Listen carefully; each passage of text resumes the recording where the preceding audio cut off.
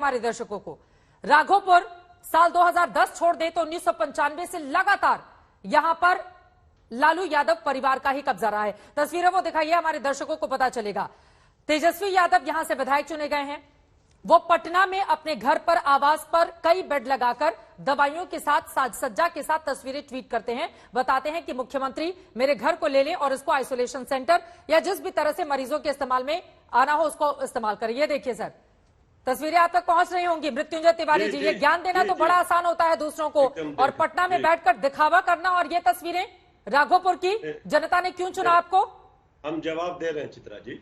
देखिए चित्रा जी, लगातार आपके चैनल आज तक के हमारे पटना बिहार के संवाददाता दिखा रहे हैं हालात किस तरह, दरभंगा, पूर्णिया, कल भी हम देख रहे थे कि अस्पतालों के क्या हाल है। सर राघोपुर पे बोलिए ना, आप बोलिएगा बाकी जगहों पर बाद में। राघोपुर का भी बोल रहे हैं, ये वही बिहार है जब 15 वर्षों तक डबल इंजन की सरकार में रहने वाले बीजेपी के उप मुख्यमंत्री नाले के पानी में राजधानी डूब गए थे तो हाफ पैंट पहनकर। सर अभी बाढ़ पे चर्चा कर रहे हैं, आपसे पूछ रहे हैं ना, अस्पताल पे बोलिए। पूछ रहे हैं राघोपुर का जो स्थिति है, तेजस्वी यादव जी जो विकास करते हैं वहां सरकार अड़ंगा लगाती है। अस्पतालों में व्यवस्था ठीक ना हो, स्कूलों में व्यवस्था ठीक ना हो तो राघोपुर को तो टारगेट किया जाता है। पटना में आज तेजस्वी यादव जी मदद के लिए अपने आवास में देखिए 50 बेड का बना करके दिए सरकार को। सरकार का देखिए नौटंकी, सरकार वो नहीं संचालित करने के लिए आदेश दे रही है। भाई आपको मदद करने के लिए तेजस्वी यादव जी तैयार हैं, लेकिन चित्रा जी सरकार का जो सिस्टम है वो काम करेगा। तेजस्वी यादव जी पत्र लिखते हैं, जवाब विधायक चुने जाए, आप नेता प्रतिपक्ष हो, आप पूरा काम करे सरकार और विपक्ष ट्वीट पर ट्वीट किए जाए, है ना सर? उप मुख्यमंत्री जब डूब रहे हैं, फिर आप गए बाढ़ पर, फिर आप मृत्युंजय तिवारी जी बाढ़ पर चले गए। आपसे पूछ रहे हैं तस्वीरों, ये देखिए भूसा भरी हुई तस्वीरें सामने आ रही हैं। सर इस पर बोलिए ना, इन तस्वीरों पर आप रोज रोज बैठकर, बिहार सरकार तो ठीक है वो जो कर रही है वो रोज ही हम दिखाते हैं, लेकिन इन तस्वीरों पर बोलिए ना आप जरा। हम बोल रहे हैं ना, परसेप्शन की लड़ाई लड़ रहे हैं कि आपदा में भी अपने लिए राजनीतिक अवसर तलाश लिया जाए। सुन लीजिए ना, वहां तो रोड़ा अटका रहा है सरकार ना। राघोपुर में विकास तेजस्वी यादव जी को नहीं करने दे रहा है। नालंदा में तो मुख्यमंत्री जी का गृह जिला है और सबको ढोया जा रहा है ठेले पर। देख रहे हैं एम्बुलेंस नहीं है। बोलिए राजीव रंजन जी, ठीक है। पूरा तेजस्वी मुख्यमंत्री के गृह जिले में ठेले पर लोगों को ढोया जाता है, और सर आपके राज्य में एम्बुलेंस का जो हाल है उस पर तो हमने जनता को बहुत सारी रिपोर्ट दिखाई दी है। काम नहीं करने दिया जा रहा है तेजस्वी यादव को, उनके इलाके में ये आरोप है आरजेडी का। देश के ज्यादातर राज्यों में इस संकट के समय जो आधारभूत संरचना को लेकर के सवाल खड़े हुए हैं वो केवल बिहार अकेला नहीं है। सभी को एक अप्रत्याशित परिस्थिति का सामना करना पड़ा है, उसके अनुरूप तैयारियां करनी पड़ी हैं। धीरे धीरे तैयारियां मुकम्मल हुई हैं, लेकिन हम सबों को अफसोस है कि चाहे जो भी वजह हो, मैं भूसे वाले अस्पताल को लेकर के इधर से उधर की बातें करने के बजाय मैं ये मानता हूं कि कहीं न कहीं इस बड़े आपदा का पूर्वानुमान करने में राजनीतिक दलों को जो काम करना चाहिए था उसमें वो असफल रहे, जिसकी वजह से हजारों लोगों को अपनी जानें गंवानी पड़ी है और ये निश्चित तौर पर दुखद है। लेकिन अब ब्लैक फंगस का जिस तरह से ये कहर बरपाने की जो तैयारी है, निश्चित तौर पर बिहार भी उससे अछूता नहीं है। सर कितने साल हो गए मुख्यमंत्री साहब को?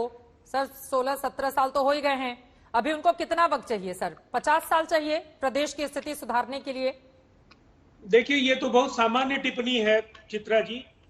आप असामान्य टिप्पणी कर दीजिए ना सर। आप बताइए कि मुख्यमंत्री को कितना वक्त चाहिए सुधारने के लिए? जिस व्यक्ति ने, जिस पार्टी के प्रवक्ता ने अभी आपको 15 वर्षों के शासन पर सवाल खड़े किए हैं, उसने बिहार को विरासत में क्या दिया है ये भी लोग जानते हैं। रिहायशी इलाके में जहाँ कोविड प्रोटोकॉल का पालन नहीं हो सकता, जहाँ कोविड प्रोटोकॉल के हिसाब से कोई अस्पताल नहीं हो सकता है, 17 वर्षों का हिसाब दीजिए ना। मृत्युंजय तिवारी सुन लीजिए ना उनको, आपके भी तो 74-75 विधायक है ना। मैं इनकी बात पे तो हम लोग तो काम कर रहे हैं, सर वो काम कर रहे हैं, दिख रहा है ना सर, वो काम कर रहे हैं। चुप होने के लिए एक बार बोलने दीजिए उनको, फिर बोलिएगा आप। मैं तो लगातार इनको सुन रहा था। ये सबसे पहली बात तो ये है कि क्या जिम्मेवारी केवल सत्ता पक्ष की है?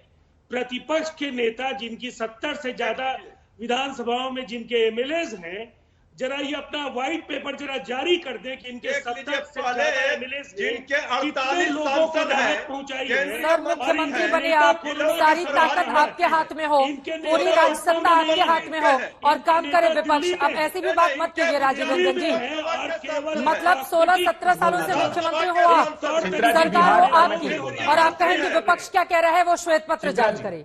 ऐसा कहीं होता है क्या? तो फिर जनता उन्हीं को चुनकर भेज देती, फिर आपकी क्या जरूरत थी अगर उन्हीं को काम करना है तो? जवाब है इनका, बिहार संभल नहीं रहा है। देख लीजिए आप चुन रही है ना मृत्युंजय जी, मैं आ रही हूँ, आप अपने तस्वीरों पे बोलिएगा। की धज्जियां उड़ाई अरविंद केजरीवाल के एक बयान ने भारत और सिंगापुर के रिश्ते अब आपसे पूछ रही हूँ बिहार पर, आप सिंगापुर और भारत, सर आप बिहार पर रहिए ना। कोविड वेरिएंट को लेकर के जो बातें कही है, हमारा काम केवल क्या बिहार में अपनी सरकार का बचाव करना है या इनकी नाकामियों पर हमें प्रहार नहीं करना है? इसका जिम्मा केवल देश की दो पार्टियों के पास है। ये कैसा संघीय ढांचा है कि कुछ सवाल केवल अभय दुबे दे सकते हैं या सैयद जफर इस्लाम देंगे? क्यों नहीं इन सवालों पर क्षेत्रीय दलों की भूमिका निर्धारित होनी चाहिए? तो क्षेत्रीय दलों की भूमिका कौन निर्धारित नहीं करता है? अब स्पष्ट तौर पर बुलाइए, क्या केंद्र में आप लोगों की बातें सुनी नहीं जाती हैं? 12 करोड़ लोग। एक सेकंड अभय दुबे जी, एक सेकंड राजीव रंजन जी, आप कह रहे हैं कि केंद्र की सरकार, केंद्र की बीजेपी की सरकार जेडीयू वालों की बात नहीं सुनती है, आप लोगों की सलाह नहीं मानी जाती है। बिहार का अगर ये हाल है या दुर्दशा है तो उसके लिए बीजेपी जिम्मेदार है, क्या आप ये कह रहे हैं राजीव रंजन जी? नहीं, मैंने कभी नहीं कहा। आपने इसका अर्थ क्या निकाला मैं नहीं जानता हूं। मैंने कहा कि अरविंद केजरीवाल जी और जहां कमलनाथ जैसे नेता हो जो दुनिया में इस देश की छवि को धूमिल करने का कोई मौका नहीं छोड़ रहे हैं, दो देशों के बीच रिश्ते तक खराब हो रहे हैं। सर आप दुनिया में देश की कैसी छवि जा रही है उसकी चिंता करना छोड़िए, बिहार की छवि हिंदुस्तान में कैसी आ रही है, सर जेडीयू को इसकी चिंता करनी चाहिए।